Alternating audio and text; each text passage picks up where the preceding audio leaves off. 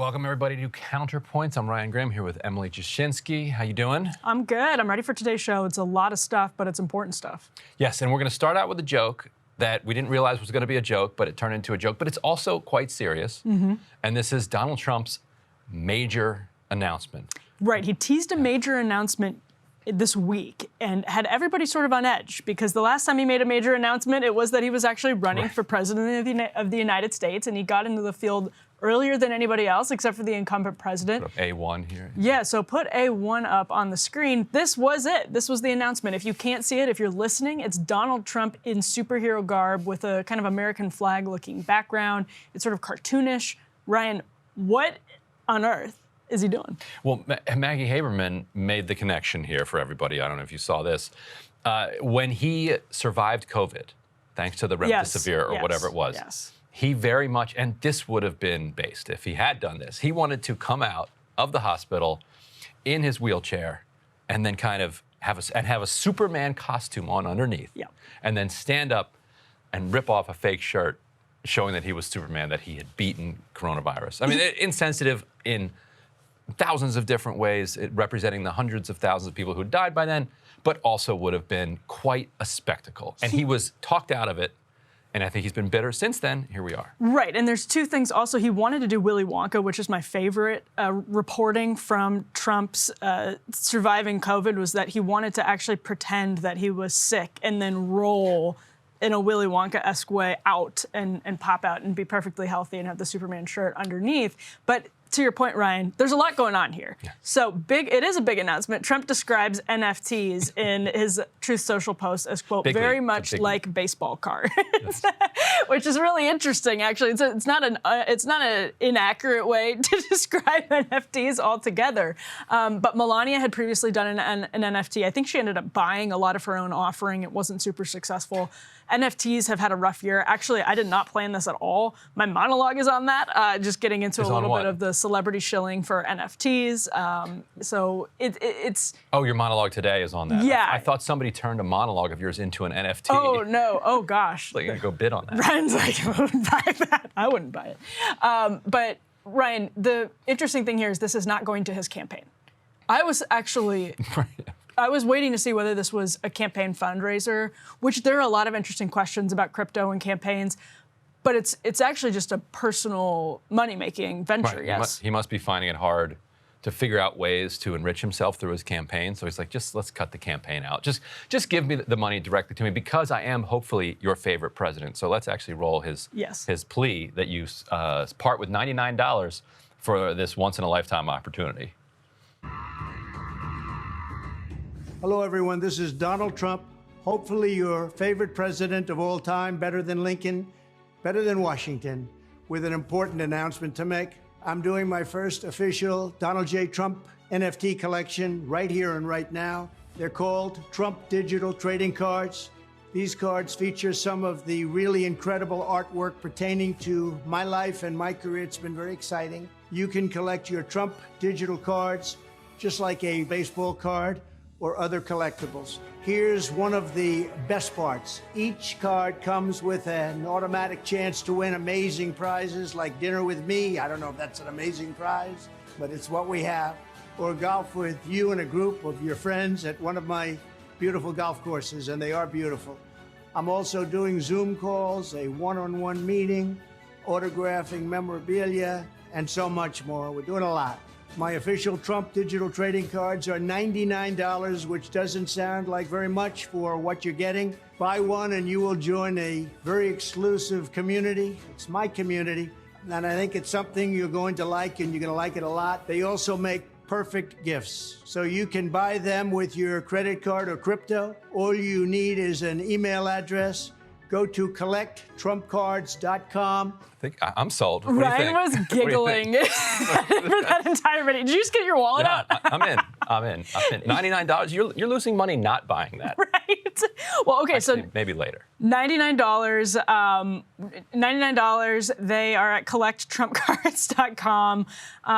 And there's what, 4,500 of them? It's a limited edition collection. I'm sure it's very limited. Yes. Yes, very limited. Until the second they sell every one of them, then all of a sudden there'll be more. How about that? The best part was the Zoom call. Like, Zoom you're call, going to yeah. buy an NFT to get a Zoom call with Donald Trump. Right. And in the past, when he has made these offers, they have never panned out.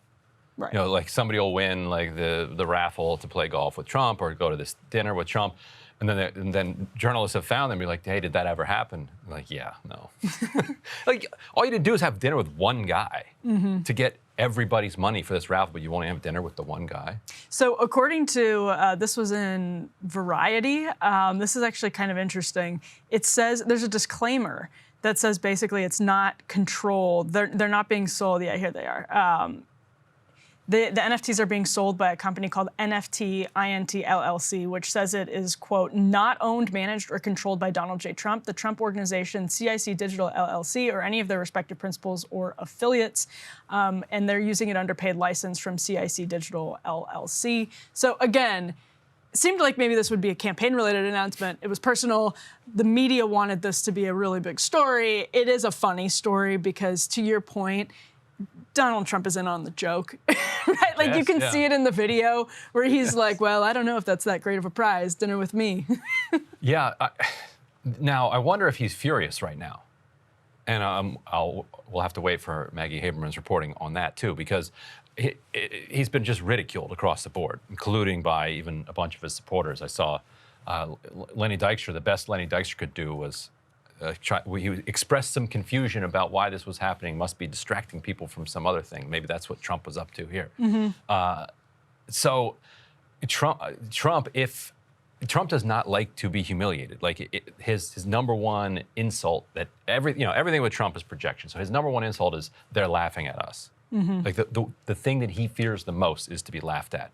And so today, yes, he was in on the joke, and so maybe that blunts it a little bit, but he was being laughed at today when he launched this presidential campaign on the advice of the circle of advisors around him. You get out ahead, and look at the polling. You're far ahead of everybody else. You'll leave the sanctimonious in the dust. Instead, the polling is looking terrible for him, and he then has to, presumably, he's contractually obligated to say he's making a major announcement. Yeah. He probably didn't read the document, like signed it because he's getting a cut of whatever they sell. Now he's like, oh God, I have to make a major announcement.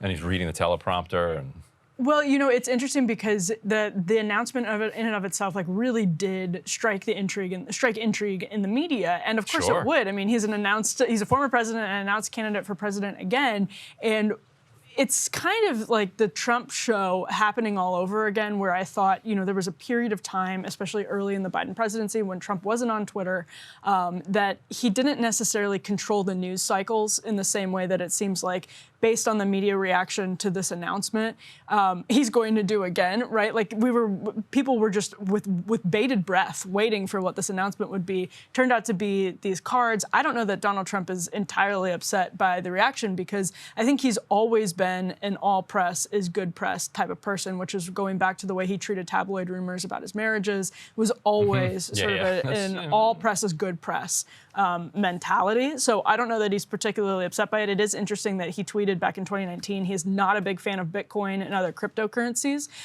That sentiment I think he had repeated a couple of times. Of all the times to get into crypto, this is an interesting one. Hilarious time to get into crypto. It is. What timing? But I don't know. I think it was probably a personal venture. Someone wanted to make it a big thing. He films the video. He has a lot of legal bills. A lot of legal bills. Didn't he raise $250 million? He's also raising a lot of money. Yeah, that was a complaint Republicans had during the course of the campaign, is that he wasn't steering enough of the money that he raised into candidate funds. Right. I mean, yeah, he raised hundreds of millions. And most of that is eligible for legal funds. And right. he's got really cheap lawyers. So I don't know. I don't know. But again, like it was an interesting glimpse into another Trump run for the presidency, which would be a third run for the presidency in an era where Elon Musk now owns Twitter. And this was a post made on Truth Social, but I do think the Musk-owned Twitter gives a little bit more legs to these stories like this about Trump-centric news cycles. The media still enjoys Trump-centric news cycles as much as they say they don't. I think that was on full display as people waited for this to pan out. I saw somebody speculating that because Musk has become the main character, that has bumped Trump kind of off the main character stage. You think there's anything to that? No. Think he feels it? I don't think so. I don't think so. I mean, if anything, I would think DeSantis would be bothering him more than Musk. But I get the theory. The sort of armchair quarterback, armchair psychologist analyses of Trump, for me, have always just been impossible because the guy is a true enigma. Like, there's just no way to know what's happening with him at any given moment. And I think this is important because, like you said, this is a former president of the United States, declared for president, and this is what he's doing today. And this is his major announcement. It would be easy to say, yeah, this is just silly, ignore it. But what could be more defining of our era than a day like today? Yeah, I mean, listen, like crypto, I'm getting into this in my monologue, is very easily used to exploit people. And there are a lot of financial ties involved in various crypto schemes. And it's a lot to unpack. I think we might learn more. It's like Bernie Madoff going out and finding more investors after getting arrested. We might learn more about what's going on behind the scenes with this particular venture. Again, like that's one of the things with crypto. It's that there are a lot of people who are making money even when things aren't successful. And hopefully the people that are buying Trump NFTs are able to take kind of risks like that. But he has a big fan base of people who love him and will sacrifice out of their bank accounts to support him. So who knows what will come of this, but like you said, this is sort of a good symbolic rendering of our times. Hey guys, ready or not, 2024 is fully upon us now, and Sagar and I have been brainstorming ways that we can really up our game for this critical election. Yeah, we rely on our premium subs to expand our coverage, to add staff, to upgrade the studio. We just want to give you the best independent coverage of this election, which is possible. So if you can help us out, become a premium subscriber today, breakingpoints.com, or the link is down here in the description video. It really means the world to us, and if you like what we're all about, this is the best possible way to keep us 100% independent, working only for you.